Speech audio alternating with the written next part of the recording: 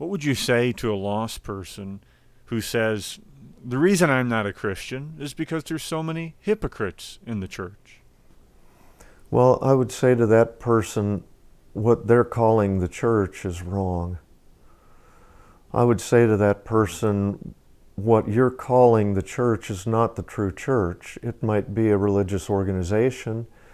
It might be a denominational gathering.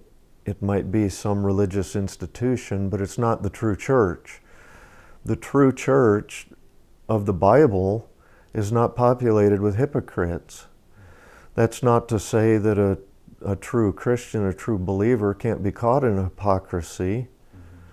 Peter, when he denied the Lord Jesus, that was an act of hypocrisy. He had said earlier, "Thou art the Christ, you're the Christ, the Son of the living God." And Jesus confirmed that statement and said he would build his church on it. And then later you have Peter caught in an act of hypocrisy, denying the Lord Jesus Christ. That's an act. But Peter was not a hypocrite in his lifestyle.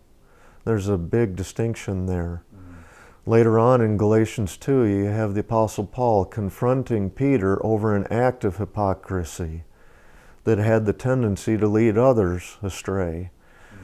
But Peter was not living a life of hypocrisy. So the true church is not populated by hypocrites. The local church, the local denomination, or some religious institution, that might be the case. So first I would say, I would counter with that thought, what you're calling the church isn't the true church. And then I would say, secondly, to that individual, you're not being honest.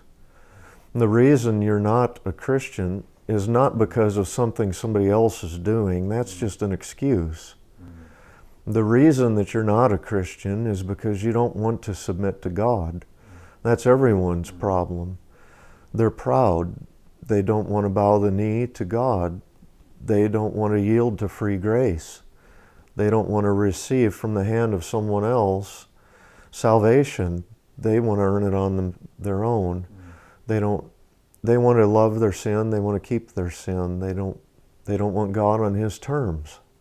That's why they're not a Christian. So that, I guess that's how I would approach that.